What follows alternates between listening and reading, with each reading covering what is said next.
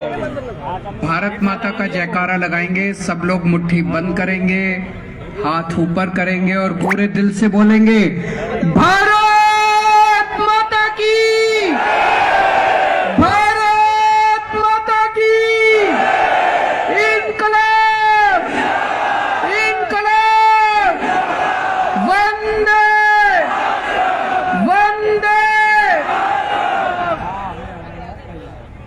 इतनी भारी संख्या में मैं देख रहा हूं चारों तरफ, इतनी भारी संख्या में राजकोट से और आसपास से आए हुए सभी भाइयों बहनों, माताओं, बुजुर्गों, बच्चों, आप सब लोगों को मेरा नमस्कार, सबको मेरा प्रणाम। सबसे पहले शुक्रिया अदा करना चाहता हूं, आप लोग इतनी भारी संख्या में आए हैं आज यहाँ पे मुझे सुनने के लिए, हम सबको सुनने के लिए, इसके लिए तहे दिल से बहुत बहुत शुक्रिया।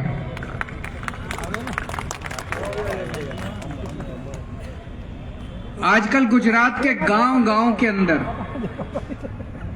घर-घर के अंदर आम आदमी पार्टी की चर्चा हो रही है। पिछले 2-3 महीनों में मेरा भी कई बार आना हुआ, हमारे कार्यकर्ता भी गांव-गांव में जा रहे हैं, घर-घर में जा रहे हैं, चारों तरफ आम आदमी पार्टी की चर्चा है। मुझे दिल्ली के लोग खूब प्यार करते हैं, पंजाब के लोग खूब प्यार करते हैं और मुझे बेहद खुशी कि अब गुजरात के लोग भी मुझे खूब प्यार करने लगे हैं। इस प्यार, इस विश्वास, इस सम्मान, इसके लिए मैं आपका बहुत बहुत आभारी हूं। मैं दिल्ली में रहता हूं, गुजरात के कई लोग मुझसे मिलने के लिए आते हैं। गुजरात में आता हूं, यहां भी ढेरों लोग मुझसे मिलने के लिए आते हैं, अपनी समस्याएं लेके आते हैं, गुजरात के बारे में चर्चा करते हैं। एक बूढ़ी अम्मा आई, आके मुझे धीरे से कान में बोलती है, बेटा अयोध्या के बारे में सुना है? मैंने कहा अयोध्या जानता हूं अम्मा, वही अयोध्या ना जहां पे श्री रामचंद्र जी का जन्म हुआ था? बोली हाँ वही अयोध्या। बोली बेटा गए हो वहां पे? मैंने कहा गया हूं, बहुत सुकून मिलता है, राम जन्मभूमि पे जाके बहुत सुकून मिलता है। बोली बेटा मैं बहुत गरीब हूं, गुजरात के एक कोने में एक गांव में रहती हूं, मेरा बड़ा मन है अयोध्या जाने का।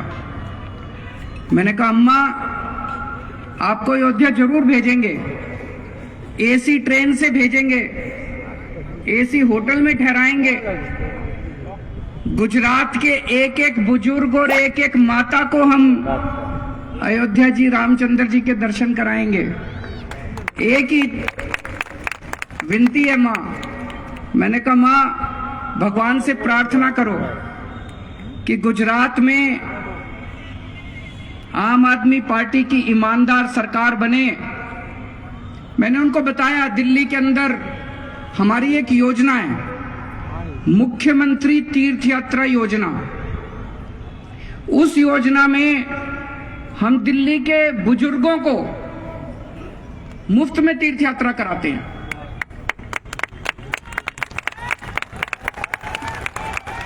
हमारे बूढ़े माता पिता, बूढ़ी माँ, बूढ़े बुजुर्ग, उनको हम एसी ट्रेन में लेके जाते हैं, एसी होटल में ठहराते हैं, आना जाना खाना पीना सब मुफ्त।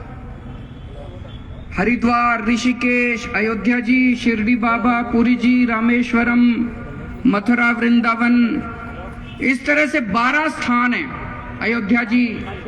उन स्थानों पे हम तीर्थ यात्रा लेके जाते हैं।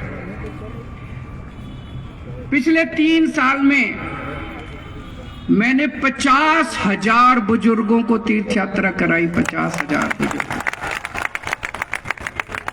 तो मैंने अम्मा को बोला माँ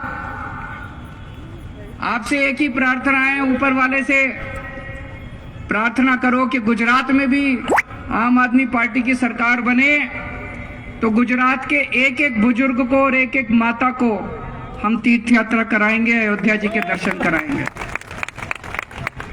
यहां पे गुजरात में 27 साल से भाजपा की सरकार है। आप में से किसी को अयोध्या जी के दर्शन कराए भाजपा वालों ने? एक को भी कराए? किसी को भी नहीं कराए। 27 साल में उन्होंने एक भी व्यक्ति को दर्शन नहीं कराए, तीर्थ यात्रा नहीं कराई। हमने 3 साल में 50,000 लोगों को मुफ्त में तीर्थ यात्रा कराई। मैं सीआर पाटिल साहब को कहना चाहता हूं। सीआर पाटिल कौन है जानते हैं आप लोग?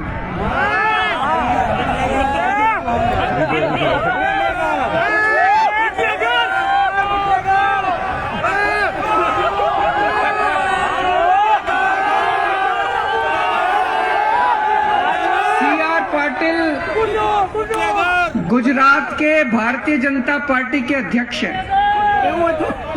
ऐसा कहा जाता है, मुझे नहीं पता, लोग कहते हैं कि मुख्यमंत्री कोई भी बने, सरकार तो सीआर पाटिल ही चलाते हैं। ऐसा लोग कहते हैं, मुझे नहीं पता ऐसा है क्या कि सरकार तो सीआर पाटिल ही चलाते हैं। मैं पाटिल साहब को कहना चाहता हूं, पाटिल साहब आपने तो 27 साल में एक भी गुजरात के आदमी को तीर्थ यात्रा नहीं कराई।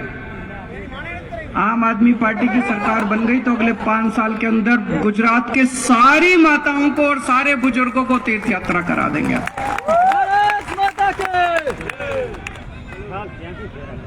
मुझे राजनीति करनी नहीं आती, मुझे काम करना आता है। एक और मेरे पास गुजरात के बहुत गरीब एक किसी कंपनी में चपरासी का काम करते हैं, एक व्यक्ति आए मेरे पास मिलने के लिए। उनका बेटा सरकारी स्कूल में पढ़ता है। बोले सर, गुजरात में सरकारी स्कूलों का बहुत बुरा हाल है। अब आप सरकार बनाइए गुजरात में, और जैसे आपने दिल्ली में सरकारी स्कूल अच्छे किए, ऐसे ही गुजरात के भी सरकारी स्कूल अच्छे कर दीजिए। मैंने कहा आपको पता है कि हमने दिल्ली में अच्छे किए? सरकार बोला सर हमने सोशल मीडिया पे देखा। आप में से कितने लोगों के बच्चे सरकारी स्कूल में पढ़ते हैं? हाथ खड़े करो। बहुत कम लोग। इसका मतलब बाकी सबके प्राइवेट स्कूलों में पढ़ते हैं। सरकारी स्कूलों का कैसा हाल है? अच्छे हैं कि खराब हैं? खराब हैं। मेरे को कई लोगों ने, मनीष सिसोदिया जी भी आए थे थोड़े दिन पहले, वो भी देख के गए। इतना बुरा हाल सरकारी स्कूलों का गुजरात में, इतना बुरा हाल। दीवारें टूटी पड़ी हैं, कमरों पे ताले लगे पड़े हैं, पढ़ाई के नाम पे 0 हैं, छत टूटी पड़ी है। इतना 27 साल के अंदर भारतीय जनता पार्टी स्कूल ठीक नहीं कर पाई। पहले दिल्ली में भी सरकारी स्कूलों का बहुत बुरा हाल था, इससे भी बुरा हाल था जो आज गुजरात के स्कूलों का है। 5 साल के अंदर दिल्ली के सरकारी स्कूलों को हमने शानदार बना दिया। 5 साल के अंदर दिल्ली के सरकारी स्कूलों को शानदार बना दिया। आपको लग रहा होगा केजरीवाल झूठ बोल रहा है, आपको लग रहा होगा अपनी तारीफ कर रहा है।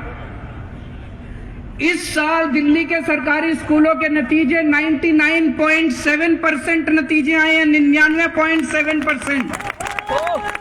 प्राइवेट स्कूलों को पीछे छोड़ दिया। इस साल दिल्ली के प्राइवेट स्कूलों से 4 लाख बच्चों ने अपने नाम कटा के सरकारी स्कूलों में भर्ती कराया है। 4 लाख बच्चों ने, अमीरों के बच्चे अब सरकारी स्कूलों के अंदर एडमिशन ले रहे हैं। मुझे खुशी होती है। आज हमारे सरकारी स्कूलों में गरीबों के बच्चे जो पढ़ते थे, रिक्शे वाले का बच्चा, मजदूर का बच्चा, ड्राइवर का बच्चा, आज इंजीनियर बन रहे हैं, डॉक्टर बन रहे हैं। मैं आपको उदाहरण देता हूं। एक जैसे गौरव एक लड़का है, उसके पिताजी गत्ते के डिब्बे बनाने वाली फैक्ट्री में मजदूरी करते हैं। उसके पिताजी 12वीं पास है, उसकी माताजी 12वीं पास है। इस बार गौरव का आईआईटी का नाम सुना है आपने? आईआईटी, आईआईटी देश का सबसे बड़ा इंजीनियरिंग का इंस्टीट्यूट होता है। इंजीनियरिंग सबसे बड़ा, मैं भी आईआईटी से पास हूं, मैंने आईआईटी से इंजीनियरिंग करी है। बड़ा मुश्किल होता है एडमिशन लेना आईआईटी में, बड़ी मेहनत करनी पड़ती है, बहुत इंटेलिजेंट बच्चों का होता है आईआईटी में एडमिशन। गौरव का एडमिशन आईआईटी धनबाद के अंदर हुआ। एक और लड़का है सुधांशु, उसके पिताजी ड्राइवर हैं, 10,000 रुपए महीना कमाते हैं, बहुत गरीब बच्चा है, झुग्गियों में रहता है। उसका इस बार आईआईटी दिल्ली में इलेक्ट्रॉनिक्स इंजीनियरिंग के अंदर एडमिशन हुआ। और ये 2 बच्चे नहीं है, 450 बच्चों का 450 बच्चों का आईआईटी के अंदर एडमिशन हुआ इस बार हमारे सरकारी स्कूल में। मुझे बड़ी खुशी होती है। मैं ये पूछना चाहता हूं कि अगर हमने 5 साल के अंदर दिल्ली के सरकारी स्कूलों का इतना शानदार इंतजाम कर दिया, 5 साल के अंदर अगर गरीबों के बच्चों को हमने भविष्य दिया है, तो 27 साल के अंदर भारतीय जनता पार्टी ने गुजरात के स्कूलों को ठीक क्यों नहीं किया? 27 साल के अंदर भारतीय जनता पार्टी ने गुजरात के सरकारी स्कूलों को ठीक क्यों नहीं किया? क्योंकि उनकी इच्छा ही नहीं थी ठीक करने की, वो कभी करना ही नहीं चाहते थे।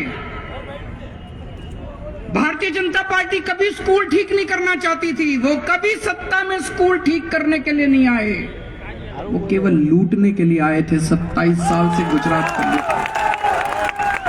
27 साल से गुजरात को लूट रहे हैं, वो केवल और केवल लूटने के लिए आते हैं। दोस्तों, मैं भी आप ही की तरह आम आदमी हूं। आज से 8-10 साल पहले तक मेरे को कोई नहीं जानता था, कोई नहीं जानता था अरविंद केजरीवाल कौन है। ये तो ऊपर वाले की पता नहीं क्या कृपा हुई कि जनता का इतना प्यार, इतनी मोहब्बत मिली, इतनी बड़ी जिम्मेदारी मिली। दिल्ली के अंदर हमने 5 साल के अंदर स्कूल ठीक कर दिए। अब मेरे को लगता है यार पूरे देश के स्कूल ठीक हो सकते हैं। इन पार्टियों ने धोखा दिया इस देश के लोगों को, इन सारी पार्टियों ने मिलकर धोखा दिया इस देश के लोगों को। मैंने कसम खाई है कि इस देश के एक एक बच्चे को अच्छी से अच्छी शिक्षा दिला के रहूंगा, चाहे गरीब का बच्चा हो, चाहे अमीर का बच्चा हो। मुझे दिल्ली के लोगों ने मौका दिया, अब पंजाब के लोगों ने मौका दिया, आज गुजरात के लोगों से कहता हूं एक मौका देके देखो। आपके बच्चों को अच्छी शिक्षा देने की जिम्मेदारी मेरी, आपके बच्चों को अच्छा रोजगार देने की जिम्मेदारी मेरी। कोई पार्टी आके आपको अच्छे स्कूल के नाम पे वोट नहीं मांगेगी। केजरीवाल आपसे स्कूल और अस्पताल के नाम पे वोट मांग रहा है। मैं करके आया हूं दिल्ली में, पंजाब के अंदर भी कर रहे हैं हम लोग।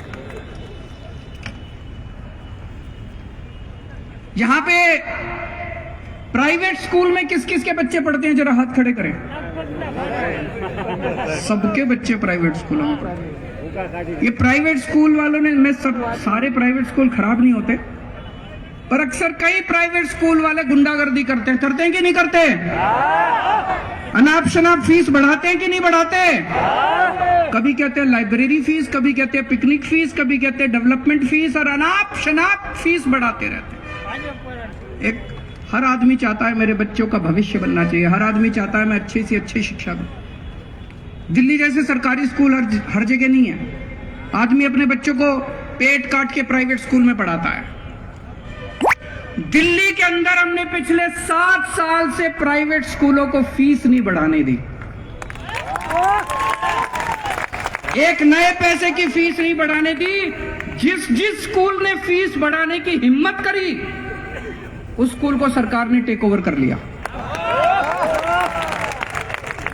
मैं पूछता हूं कि अगर दिल्ली के अंदर हम प्राइवेट स्कूलों को ठीक कर सकते हैं, तो 27 साल में भारतीय जनता पार्टी नहीं कर सकती क्या? कर तो सकती थी। मिले हुए हैं इनके साथ, मिले हुए कि नहीं मिले हुए? मिले हुए हैं इनके साथ। भारतीय जनता पार्टी अमीरों की पार्टी है।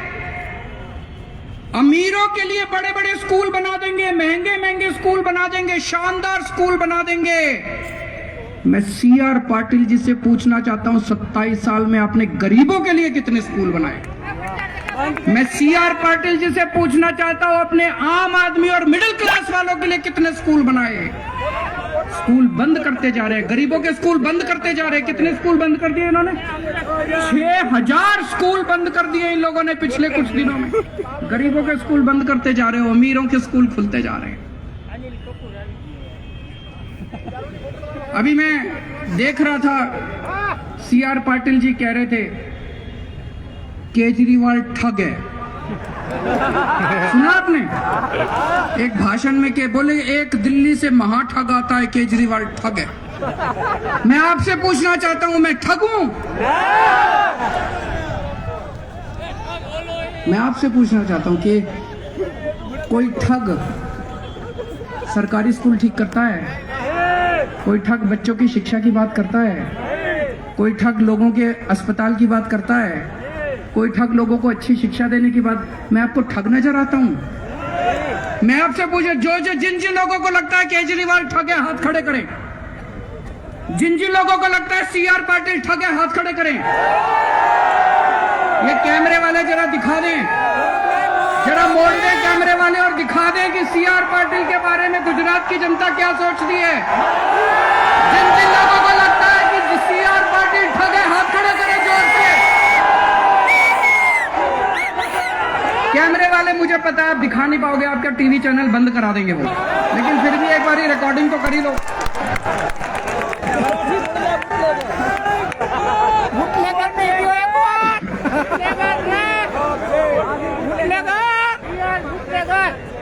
सीआर पाटिल जी कहते हैं केजरीवाल आतंकवादी है। ये बड़ा अच्छा आतंकवादी है, हर लोगों के स्कूल बनवाता है। ये बड़ा अच्छा आतंकवादी है, लोगों की शिक्षा की बात करता है, अस्पताल की बात करता है, सड़कों की। ऐसा आतंकवादी जो लोगों को अयोध्या जी के रामचंद्र जी के दर्शन कराता है। क्या आतंकवादी है यार ये? मुझे राजनीति करनी नहीं आती, काम करना आता है। यहाँ इतने सारे लोग आए हुए, जरा मुझे बताएं किस किस को लगता है कि उसके बिजली के बिल ज्यादा आते हैं? जरा हाथ खड़े कर दें। मेरे को एक और आदमी मिला, बोला जी एक बिजली का, मैं एक छोटे से घर में रहता हूं, एक ट्यूबलाइट, एक बल्ब, एक पंखा, एक आज छोटी छोटी, बोला 4000 रुपए महीने का बिल आता है मेरा।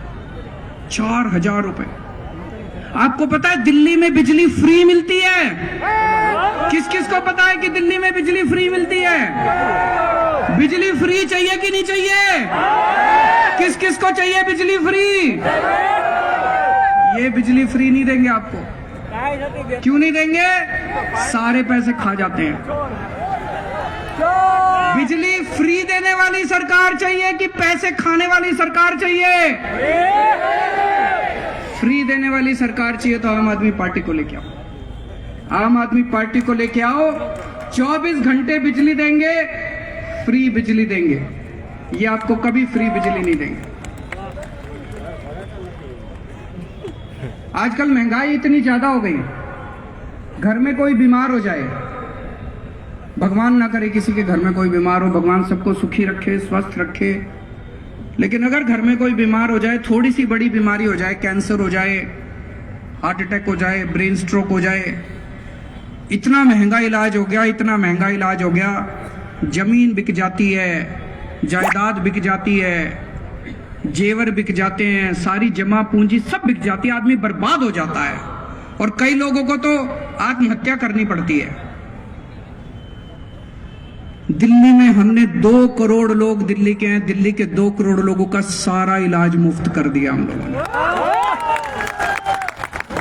किसी को छोटा सा बुखार हो उसका इलाज भी मुफ्त, किसी को बड़ी से बड़ी बीमारी हो जाए, 30 लाख 40 लाख 50 लाख का भी खर्चा आए, वो भी सारा मुफ्त, सारे टेस्ट मुफ्त, सारा इलाज मुफ्त, सारा। यहाँ पे सरकारी अस्पतालों का क्या हाल है? बुरा हाल है, मुझे पता है, बहुत बुरा हाल है। पहले दिल्ली के सरकारी अस्पताल भी बहुत खराब थे, हमने आज शानदार सरकारी अस्पताल बना दिए। लोग अब अपोलो, मैक्स, बड़े बड़े अस्पतालों में नहीं जाते, सरकारी अस्पतालों में जाते हैं। हमने ढेरों मोहल्ला क्लिनिक खोले, मोहल्ला क्लिनिक में जाते हैं अपना इलाज कराने के लिए। आईसीयू में कुत्ता घूमता आज गुजरात के कुछ बच्चे मेरे से मिलने के लिए आए, बोले सर यहाँ पे रोजगार नहीं है। रोजगार के पढ़े लिखे बच्चे बिना रोजगार के घूम रहे हैं।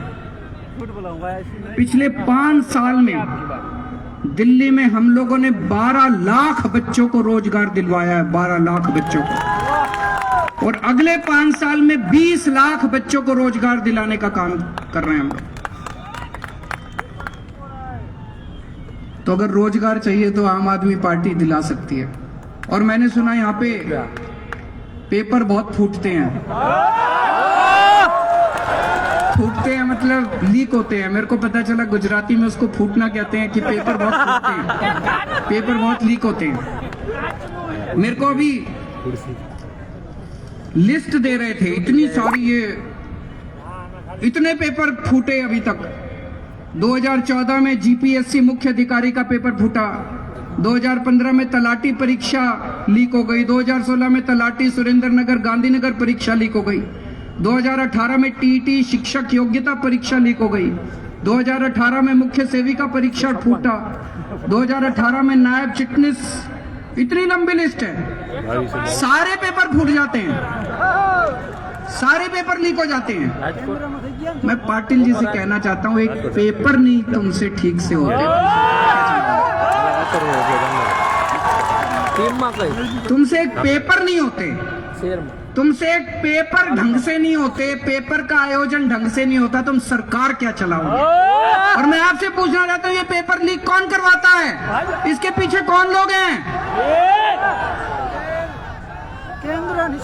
कोई जेल नहीं जाता, किसी को जेल नहीं होती, पेपर फूटते हैं, फिर और पेपर फूटते, जनता, बच्चों का भविष्य खराब हो रहा है, बच्चों का भविष्य खराब हो रहा है।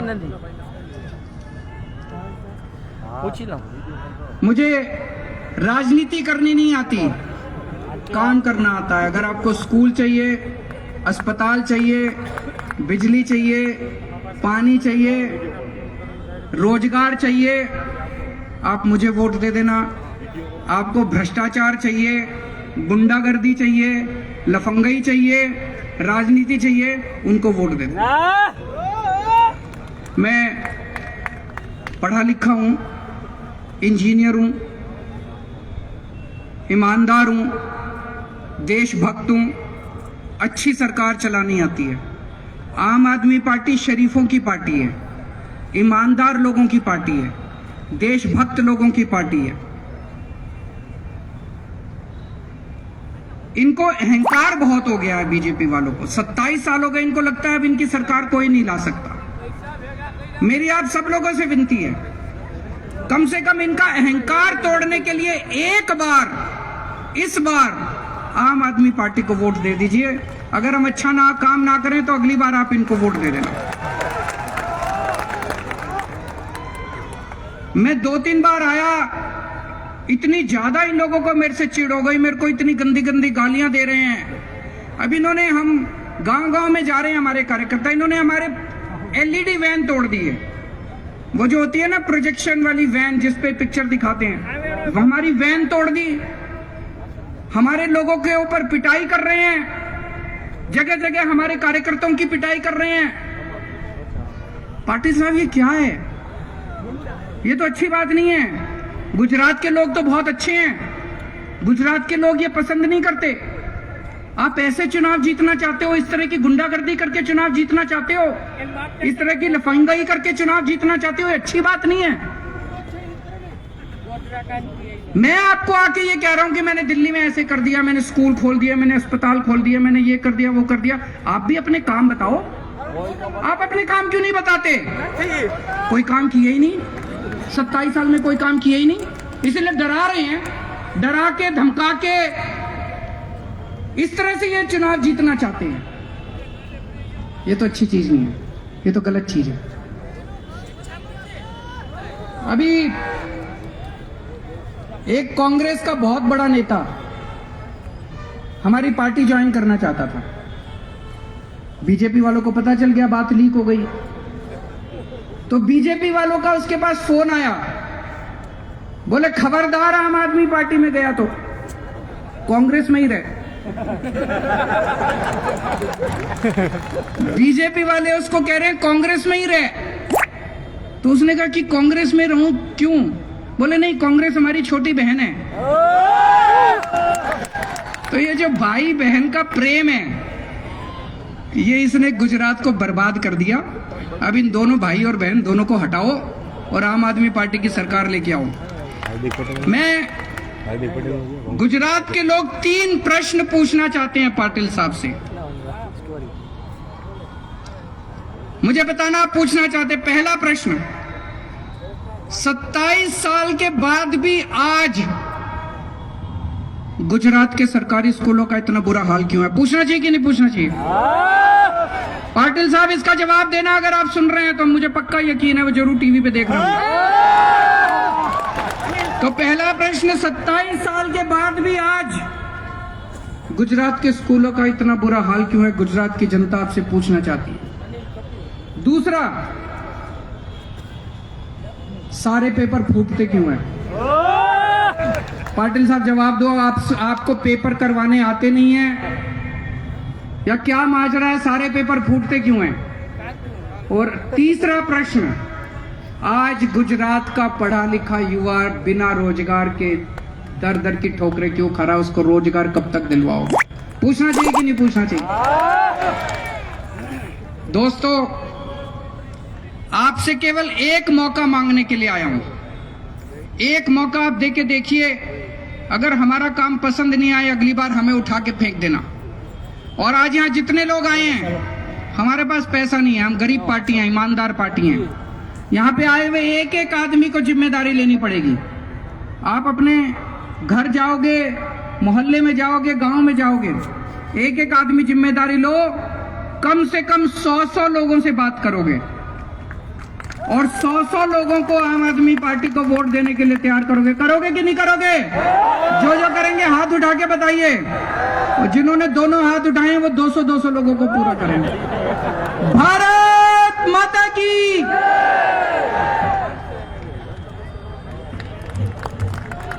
ખૂબ ખૂબ આભાર સર। એક વાત કરી એક મોકાની। આપણે સૌ જાણીએ છીએ કે કોંગ્રેસ સત્તાની દ્રષ્ટિએ વાત કરીએ તો ભૂતકાળ હતી, ભૂતકાળ છે।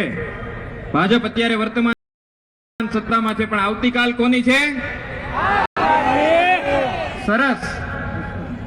તો એની સાથે એક નારો આપણે સૌ બોલવાનો છે અને સરને આપણે વિદાય આપવાની છે। હું નારો બોલીશ, તમે લગભગ પૂરો કરી લેશો। દેશની આવતીકાલને મોકો,